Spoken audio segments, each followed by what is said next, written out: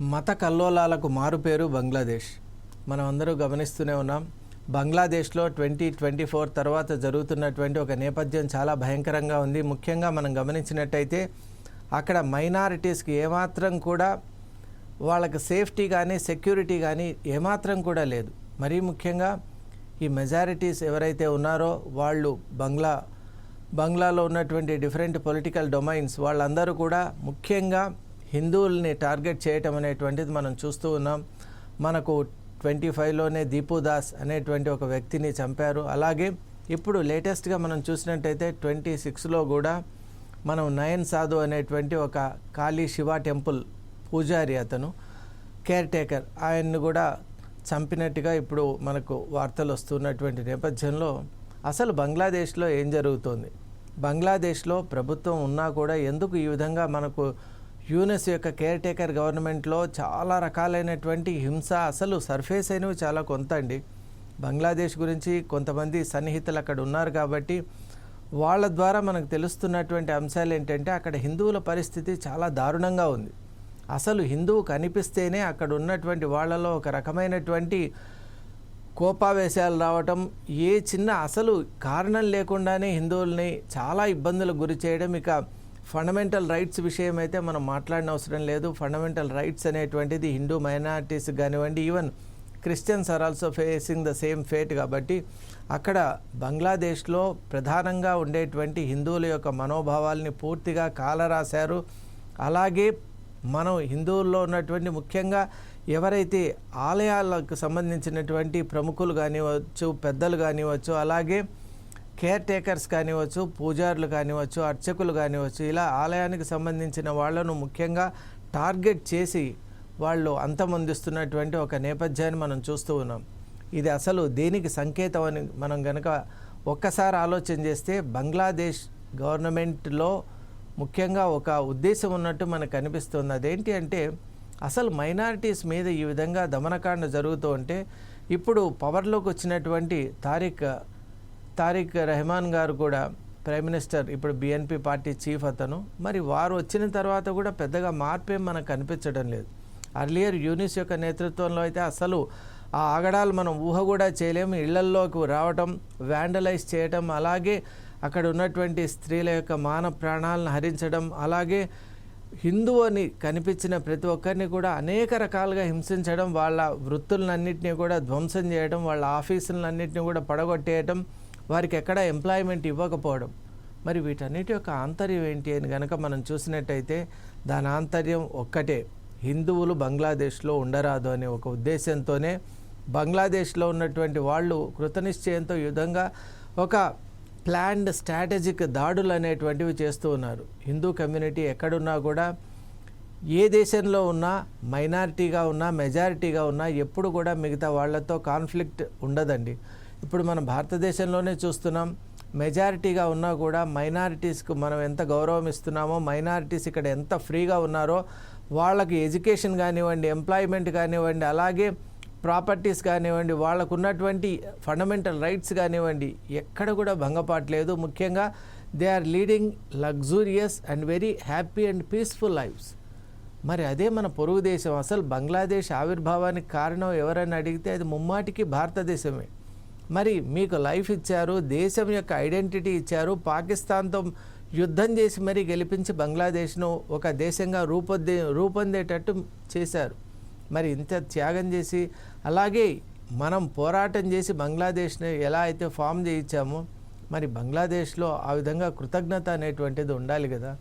ముఖ్యంగా మీకు మైనారిటీస్పై ఎందుకు అంత ఏవగింపు, అలాగే మీకు ఎందుకు అంత ఒక రకమైనటువంటి యాంటీ నేచర్ మీకు ఎందుకుంది?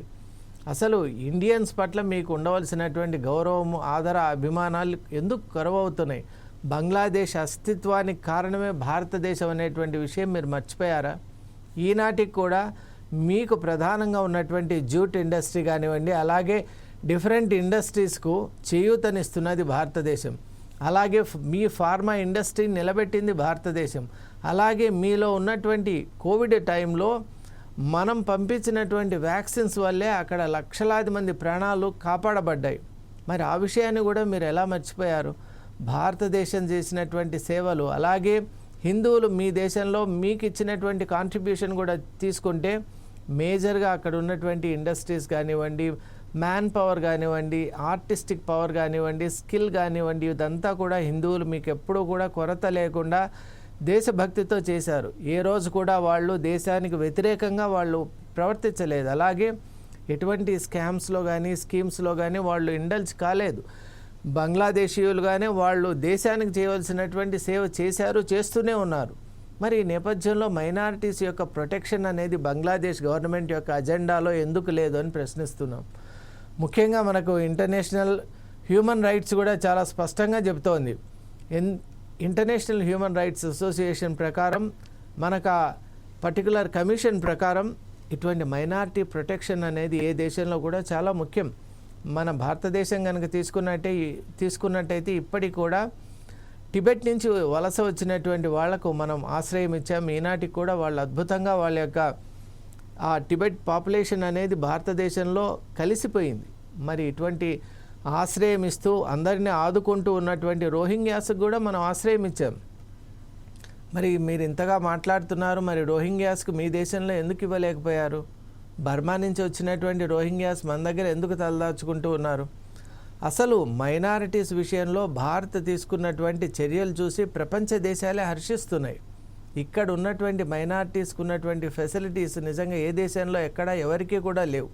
మరి అటువంటి మైనారిటీ ప్రొటెక్షన్ అనేటువంటి ఒక వ్యవస్థ ఉంది, కల్చర్ ఉన్నటువంటి భారతదేశం పట్ల బంగ్లాదేశ్ ఎందుకు ఇంత దూకుడుగా ఉంది? ముఖ్యంగా ఈనాటికి బంగ్లాదేశ్ యొక్క ఆర్థిక వ్యవస్థకు వెన్నుదండుగా ఉన్నటువంటిది భారతదేశం. మరి ఇవన్నీ మీరు మర్చిపోయారు. గంగా వాటర్ షేరింగ్లో కానివ్వండి, అలాగే యూనిస్ టైంలో చేసినటువంటి అనేక రకాల కామెంట్స్ను కూడా పట్టించుకోకుండా ఈనాటికి కూడా భారత ప్రభుత్వం ఎయిడ్ అనేటువంటిది, ఎకనామిక్ గ్రాంట్స్ అనేటువంటిది, అలాగే లిబరల్ స్కీమ్స్ కూడా మీకు అందజేస్తున్నటువంటి నేపథ్యంలో మైనారిటీ ప్రొటెక్షన్ అనేటువంటిది మీరు చేపట్టాలి. మీ దేశంలో ఉన్న హిందువులే కాదండి, క్రిస్టియన్స్ ఉన్నారు, అలాగే బుద్ధిస్ట్ ఉన్నారు, అలాగే మీరు చూసినట్టయితే సిక్ పీపుల్ కూడా ఉన్నారు. కాబట్టి వీళ్ళందరి ప్రొటెక్షన్ అనేటువంటిది బంగ్లాదేశ్ గవర్నమెంట్ యొక్క మెయిన్ ఒక ఎజెండా కావాలి, ఒక ఉద్దేశం కావాలి. బంగ్లాదేశ్ ప్రభుత్వం ఇప్పుడు కొత్తగా ఏర్పడినటువంటి నేపథ్యంలో ప్రభుత్వానికి చేసే మనవి ఏంటంటే, మైనారిటీస్ను ఎప్పుడైతే విస్మరిస్తుందో ఏ దేశమైనా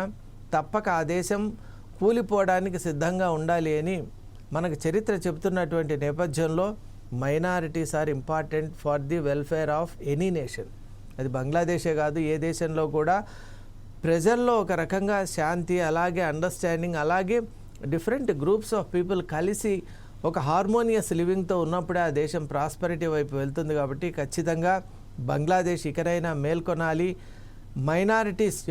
మైనారిటీస్పై జరుగుతున్నటువంటి దమనకాండను ఆపాలి. ముఖ్యంగా భారతదేశం సంబంధించినటువంటి హిందువులను ముఖ్యంగా అక్కడ అంతమొందించడం, అలాగే వాళ్ళ యొక్క ఆస్తుల్ని ధ్వంసం చేయడం, వాళ్ళని అన్ని విధాలుగా కూడా మీరు ఒక రకంగా చెప్పాలి అంటే చాలా రకాలైనటువంటి వేదనలకు గురి చేస్తున్నటువంటి నేపథ్యం ఉంది. దాన్ని వెంటనే మానుకొని సత్వరమే అక్కడ ప్రొటెక్షన్ అనేటువంటిది కలిగించాలి. మళ్ళీ ఒకసారి మనం ఇలా బంగ్లాదేశ్లో మరొక హిందూ మరణించాడనేటువంటి వార్త వినరాదు అనేటువంటి ఒక ఉద్దేశంతో ఇదంతా చెప్పడం జరుగుతోంది. కాబట్టి ఈ పర్టికులర్ కేసుతో ఇటువంటి ఈ యాక్టివిటీ, ఇల్లీగల్ యాక్టివిటీ ఏదైతే ఉందో, అలాగే మైనారిటీస్పై వాళ్ళు చూపుతున్నటువంటి ఆ ఎన్ఫోర్స్మెంట్ ఏదైతే ఉందో దాన్ని ఆపాలి. ఒక ఈక్వాలిటీ స్టేటస్ అనేది తీసుకొని రావాలని కోరుకుంటూ, బంగ్లాదేశ్లో మళ్ళీ ఇప్పుడు ఏర్పడిన ప్రభుత్వమైనా ఈ విషయాలపై శ్రద్ధ తీసుకోవాలని మరీ కోరుకుంటున్నాం. Thank you so much.